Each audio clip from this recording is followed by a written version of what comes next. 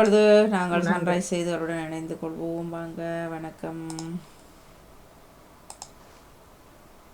நேரம் 9:23 இது முடிய சமகால இலக்கியத்தை சொல்லி போட்டு வாங்கினார் வர்ற இப்படி இது இருக்குது. என்ன ஆம், தகவல் நீங்கள் எத்தனை மணிக்கு ஒழிக்கிறோனும்? நான் எனக்கு ஒரு எத்தனை மணி இப்ப 10:30 ஆகிட்டேன்னு. நான் 11 மணிக்கெல்லாம் வாங்கணும். ஐயோ சரி. 10 ஓகே. அப்போ 10:30 11 அப்போ இலக்கியத்தை தந்துட்டு சொல்லலாம். உற்சாகமான இரவு வணக்கம். வணக்கம். சன்ரைஸ் செய்திக்காக இணையவள செய்தி தொகுப்புடன் நெதர்லாந்தில் இருந்து செல்வி நித்யானந்த். உலக தமிழ் சிறுவர் எழுத்தாளர் 28வது அகவை தின வாழ்த்துக்களை தெரிவித்துக் கொள்கின்றோம். யாழ்ப்பாணம் அரியாலை செம்மணி சித்துப்பாத்தி இந்து மயானத்துக்கு அருகிலுள்ள மனித புதகுழியின் பரிச்சாத்த அகழ்வு பணிகள் நிறைவுக்கு வந்துள்ளது. இந்நிலையில் இதுவரை 19 முழுமையான மனித இன்பு தொகுதிகள் அடையாளம் காணப்பட்டுள்ளது. கிழக்கு மாகாண தமிழ் மக்கள் ஒற்றுமையாக செயற்படாவிட்டால் எதிர்காலத்தில் ஒரு தமிழ் முதலமைச்சரை உருவாக்க முடியாத அபாயகரமான நிலை காணப்படுவதாக முன்னாள் பிரதி அமைச்சரும் தமிழர் ஐக்கிய சுதந்திர முன்னணி கட்சியின் தலைவருமான கருணாமான் என்றழைக்கப்படும் விநாயகமூர்த்தி முரளிதரன் தெரிவித்தார். தமிழகத்தில் டெங்கு கொரோனா தொற்று காய்ச்சல் பரவல் இருப்பதால் பள்ளி மாணவர்களின் உடல்நிலையை கண்காணிக்க வேண்டும் என கல்வித்துறைக்கு பொது சுகாதார சார்பில் அறிவுறுத்தல் வழங்கப்பட்டுள்ளது. தமிழகத்தில் தினமும் 20 பேர் வரை கொரோனா தொற்றால் பாதிக்கப்பட்டு வருவதாகவும் தற்பொழுது 219 பேர் சிகிச்சையில் இருக்கும் நிலையில் 6 பேர் உயிரிழந்துள்ளனர். ஆபத்தில் இருப்பவர்களுக்கு விரைந்து உதவ வசதியாக அவர்களின் அழைப்பு நேரடியாக ரோந்து நகர காவலருக்கு செல்லும் வகையில் பிரத்யேக மென்பொருளை செயல்படுத்த நகர காவலர் நடவடிக்கை எடுத்துள்ளது. சென்னை எழும்பூரில் மாநில காவல் கட்டுப்பாடு மையம் செயல்படுகிறது. அவசர காலங்களில் இம்மையத்தை தமிழகத்தின் எந்த மூலையிலிருந்தும் அவசர நகர காவலர் உதவி எண்களான 100, 101, 112 தொடர்பு கொள்ளலாம். இங்கு பெறப்படும் தகவல்கள் சம்பந்தப்பட்ட மாநகர மாவட்ட கட்டுப்பாடு அறைக்கு பகிரப்படும். நகர் காவலர் குறிப்பிட்ட தொகுதியில் உள்ள ரோந்து வாகனங்கள் அல்லது பீட்ட அலுவலர்களுக்கு தகவல் அறிவித்து ஆபத்தில் இருப்பவர்களுக்கு உதவுகிறார். இருக்கின்ற சபைகளிலே அநீதிகளை தட்டி கேட்பவர்களாகவும் மக்களுக்கு சேவையாற்றுபவர்களாகவும் கிழக்கு தமிழர் கூட்டமைப்பு தொடர்பான கொள்கைகளை மக்களுக்கு கொடுப்பவர்களாகவும் இருக்க வேண்டும். அறுவை சிகிச்சைக்கான முகக்கவசங்கள் மற்றும் சென்சைசர்களுக்கு கட்டுப்பாடு விலையை விதிக்குமாறு தேசிய நுகர்வோர் முன்னணி தலைவர் அசேல சம்பத் அரசாங்கத்திடம் கோரிக்கை விடுத்துள்ளார். ஊடகம் ஒன்றுக்கு அளித்த செவியொன்றின் போதே அவர் இந்த கோரிக்கையை முன்வைத்துள்ளார். அறுவை சிகிச்சைக்கு கவசங்கள் தற்போதைய விலை 50 ரூபாவாக உயர்ந்துள்ளதை சுட்டிக்காட்டி அதை 10 ரூபாவாக குறைக்க வேண்டும் என்றும் வலியுறுத்தியுள்ளார். மூலப்பொருட்களின் விலை அதிகரிப்பை உற்பத்தியாளர்கள் காரணம் என்று குறிப்பிட்டாலும் உடனடியாக தலையிடுவது அரசாங்கத்தின் பொறுப்பு என்று சம்பத் குறிப்பிட்டுள்ளார். தமிழகத்துக்கு கல்வி நிதி மறுக்கப்பட்ட விவகாரத்தில் மத்திய அரசுக்கு எதிராக உச்ச நீதிமன்றத்தில் தமிழக அரசு வழக்கு தொடர்ந்துள்ளது. அந்த வழக்கை உடனே விசாரிக்க வேண்டும் என்ற தமிழக அரசின் முறையீட்டை உச்ச நீதிமன்றம் நேற்று நிராகரித்துள்ளது. SSA எனப்படும் சமக்ர சிக்ஷா அபியான் திட்டத்தின் கீழ் தமிழகத்தில் வழங்க வேண்டிய நிதியை நிறுத்தி வைத்துள்ளதாக மத்திய அரசுக்கு எதிராக உச்ச நீதிமன்றத்தில் மே 21 தேதி தமிழக அரசு மனு தாக்குதல் செய்தது. ஆந்திர பிரதேசத்தின் தலைநகரான அமராவதியில் 143 ஏக்கர் பரப்பளவில் ஒரு பிரம்மாண்டமான புதிய அலுவலக வளாகத்தை கூகுள் நிறுவனம் அமைக்க உள்ளது. இந்த அலுவலகத்திற்கான அடிக்கல் நாட்டு விழா விரைவில் நடைபெறும் என எதிர்பார்க்கப்படுகிறது. கூகுள் நிறுவனத்தின் இந்த புதிய அலுவலகம் அனந்தவரம் நெக்கடு சாலையில் இலக்கம் 8 சாலையில் உள்ள சர்வே எண்கள் 10, 11, 12 மற்றும் 13 ஆகியவற்றை உள்ளடக்கிய நிலப்பரப்பில் அமைய உள்ளது. உக்ரைனை தொடர்ந்து ட்ரோன் தாக்குதல் நடத்தி வருவதால் மாஸ்கோ விமான நிலையத்தில் விமான சேவைகள் தற்காலிகமாக நிறுத்தப்பட்டுள்ளதாக சர்வதேச ஊடகங்கள் செய்தி வெளியிட்டன. கனடாவின் லிபரல் அரசாங்கம் தனது ஆயுத படைகளுக்கு கூடுதல் பில்லியன்களை முதலீடு செய்து இந்த நிதியாண்டில் நேட்டோவின் 10% இராணுவ செலவின் இலக்கை அடையும் என்று பிரதமர் மார்க் கார்னி தெரிவித்துள்ளார்.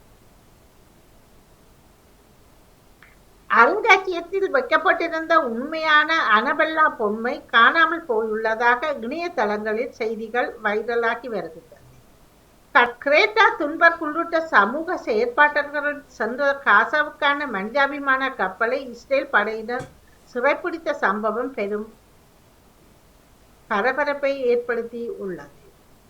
ஜனாதிபதி இமானுவேல் மேக்ரோன் இன்றைய தினம் செவ்வாய்க்கிழமை தொலைக்காட்சியில் சிறப்பு விருந்தினராக கலந்து கொள்ள உள்ளார். ஆழ்கடல் உச்சி மகாநாடு நீஸ் நகரில் நேற்றைய தினம் ஆரம்பமானது. ஜூன் 19ஆம் தேதி திங்கட்கிழமை முதல் 13ஆம் தேதி வரை வெள்ளிக்கிழமை வரை இந்த மகாநாடு இடம்பெற உள்ளது. 70 நாடுகளைச் சேர்ந்த தலைவர்கள் இதில் பங்கேற்க உள்ளனர். தொடர்வது விளையாட்டு செய்திகள். மூனிச்சில் நடைபெற்ற நேஷனல் லீக் கால்பந்து இறுதிப் போட்டியில் போர்த்துகல் அணி ஸ்பெயினை வீழ்த்தி 2வது முறையாக சாம்பியன் பட்டத்தை வென்றுள்ளது. இந்திய கிரிக்கெட் வீரர் ரிங்கு சிங் மற்றும் உத்தரப்பிரதேச எம்பி பிரியா சரோஜ் ஆகிய இருவரும் அதிகாரப்பூர்வமாக திருமண நிச்சயதார்த்தம் செய்து கொண்டுள்ளனர். கூட்ட நெரிசலால் ஏற்பட்ட உயிரிழப்பு காரணமாக 2026 IPL தொடரில் RCB அணிக்கு தடை விதிக்க வேண்டும் என கோரிக்கை வலுத்து வருகின்றது. IPL தொடரில் அதிக ரசிகர்களை கொண்ட அணிகளில் ஒன்றாக ராயல் சேலஞ்சர்ஸ் பெங்களூர் அணி உள்ளது. 2008ஆம் ஆண்டு முதல் IPL போட்டிகள் நடைபெறும் வரும் நிலையில் முதல் முறையாக RCB அணி 2025 IPL தொடர் கோப்பையை வென்றுள்ளது.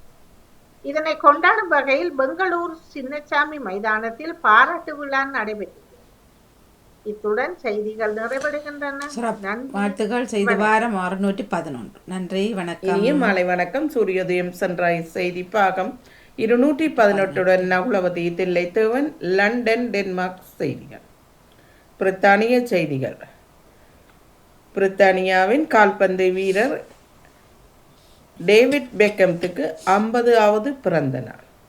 இந்த 50வது பிறந்த நாளை ஒட்டி அவரை கௌரவிக்கும் முகமாக பிரித்தானிய மன்னர் 3ஆம் சார்ல்ஸ் அவர்கள் டேவிட் பெக்கம்த்துக்கு நைட் என்ற பட்டத்தையும் அவருடைய மனைவிக்கு லேடி பெக்காம் என்றும் வழங்க இருக்கிறார். 3ஆம் சார்ல்ஸ் மன்னர் அவர்கள் அது குடும்பத்துடன், அதாவது ராயல் குடும்பத்துடன் இப்போது டேவிட் பெக்கம் அவர்கள் இணைந்திருப்பதாக செய்திகள் வெளிவந்திருக்கின்றன. பிரித்தானியாவில் 24 வயது பெண் செய்த செயல். மான்செஸ்டரில் 24 வயது உடைய பெண் ஒருவர் தனது இறந்த தாயாரின் ஆசை, நிறைவேறாத ஆசையினை அவருடைய அத்தியை, அதாவது அவருடைய இறந்த எரித்த சாம்பலை ஒரு போத்திலில் இட்டு அத்துடன் ஒரு கடிதத்தில் அவர் எல்லா நாடுகளுக்கும் சென்று வர வேண்டும் என்று அதையும் சேர்த்து கடலில் கரைய விட்டிருக்கிறார். பிரித்தானியாவில் 24 வயது பெண் ஒருவர் 2 வைத்தியசாலைகள் மீது வழக்கு தொடர்ந்திருக்கிறார். அதாவது அவருடைய கணையத்தை உரிய நேரத்தில் பரிசோதிக்கவில்லை என்று அவ்வழக்கை தொடர்ந்திருக்கிறார். அவருடைய கணையம் பழுதாகிவிட்டதாகவும் அந்த கணையத்தில் புற்றுநோய் இருப்பதும் இப்போது கண்டுபிடிக்கப்பட்டது. இதனால் அவர் அந்த வழக்கினை தொடர்ந்திருக்கிறார். பிரித்தானியாவில் புதிய, அதாவது இம்முறை முதியோருக்கான குளிர்கால கொடுப்பனவுகள் முதியோர்கள் பெறுவார்கள் என்று அரசாங்கம் தெரிவித்திருக்கிறது. இங்கிலாந்து, வேல்ஸ் மற்றும் பகுதிகளில் உள்ள முதியோர்களுக்கு குளிர்கால கொடுப்பனவு கொடுப்பதற்காக சுமார் 35,000 பவுண்ட்ஸ்களை அரசாங்கம் ஒதுக்கியிருப்பது. இது அவர்களுக்கு குளிர்கால கொடுப்பனவை முதியோர் பெற்றுக்கொள்வார்கள் என்று அரசாங்கம் தெரிவித்திருக்கிறது. டென்மார்க் செய்தி. டென்மார்க்கின் ராணி மேரி அவர்கள் கணவரது மன்னர், அதாவது பெடிரரிக்கின் நண்பர் மறைவுக்கு இரங்கல் தெரிவித்திருக்கிறார். இது வருத்தம் அளிக்கிறது என்று அவர் கூறியிருக்கிறார். அதாவது இறந்த அது சுவிட்சர்லாந்துக்கு சென்று அவர் அங்கே பனைச்சறுக்கில் இருக்கும்போது அவர் மரணித்த செய்தி அறிந்து அந்த அரச குடும்பம் கவலை கொள்ளுகிறது. மாய்ந்தவர் மெக்கல் கெல்பை என்றவர் கணவரின் உற்ற நண்பராவர். அவர் விபத்துக்குள்ளாகி இறந்ததுக்காக ராணியும் அந்த வருத்தத்தை தெரிவித்திருக்கிறார்.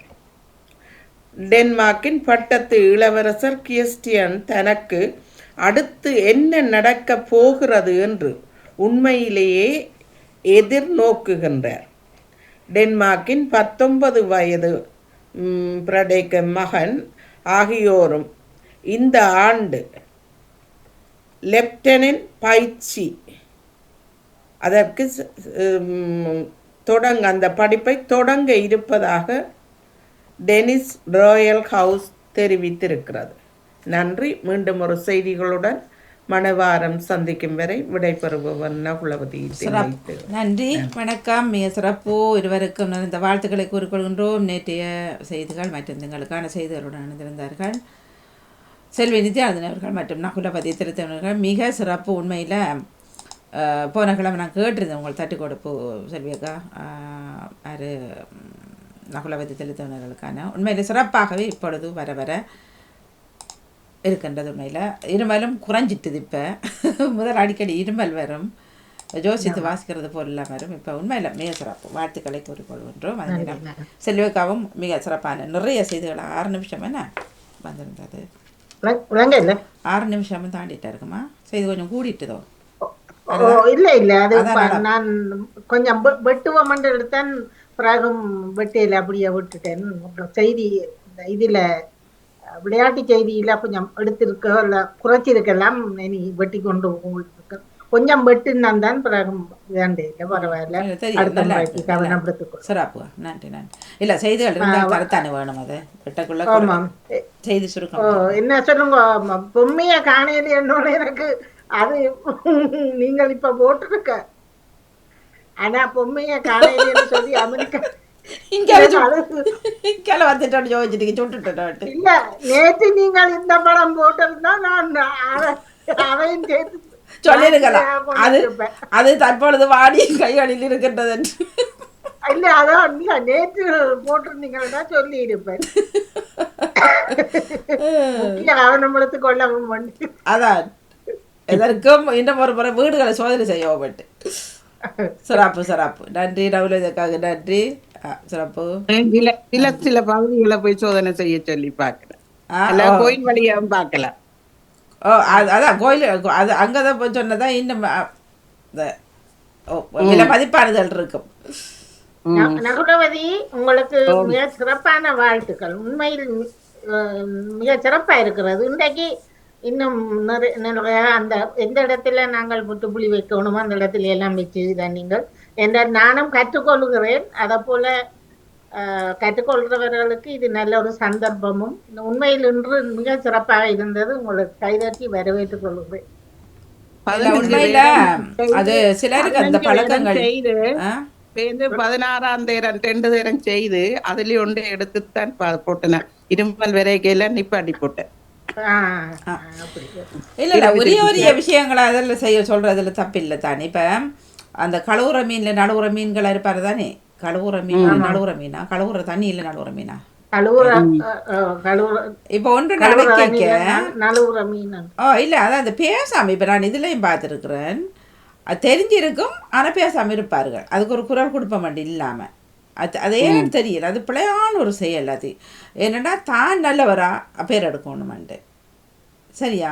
அது பிள்ளை. இப்போ நாளைக்கு இப்போ உதாரணத்துக்கு சொல்லுவோம், செல்வி அக்கான்னு வச்சுக்கொள்ளுவோமே உதாரணத்துக்கு. சரியா? இப்போ செல்வி அக்கா இருக்கிறா, அது அவர் சொல்கிறது பிள்ளை தான், நான் சொல்ல மாட்டேன். சரியோ? நான் சொல்ல மாட்டேன். அப்புறம் நான் நல்லவளாகணும், அப்புறம் கெட்டவளாகக்கூடாது. இதே விஷயம் நாளைக்கு செல்வி அக்கா நடக்குன்னு வைங்கோ. நாங்கள் இப்படி இருந்தோம், உங்களுக்கு எப்படி இருக்கும்? கூடாது. என்ன எந்த காதில் எந்த காதில் என்ன படுதோ அது நீ இப்படி சொன்னது இப்படி சொன்ன நீங்கன்றதுல ஒன்றும் தப்பில்லை. நேரடியாக நாங்கள் கதை கேட்கல, எதை நிற்கல. அது சிலருக்கு அந்த பழக்கம் உண்டும். தாங்க நல்ல தாங்கள்ல பிள்ளையான பேர். நாளைக்கு உனக்கு நடக்கல, நாங்கள் இப்படி இருந்தால் அப்படி இருக்கும் உங்களுக்கு. அந்த வலி அப்போ தான் உங்களுக்கு தெரியும். என்ன இல்லை அநேகமாக நான் இல்ல பார்த்துருக்கேன். அது இதான் அத எந்தெந்த இடத்திலேயே அதை சில பேர் வந்து அதை சொல்லிடுறதுல வந்து என்ன பொறுத்தளவில் அது தப்பு இல்லைன்னு தான் நான்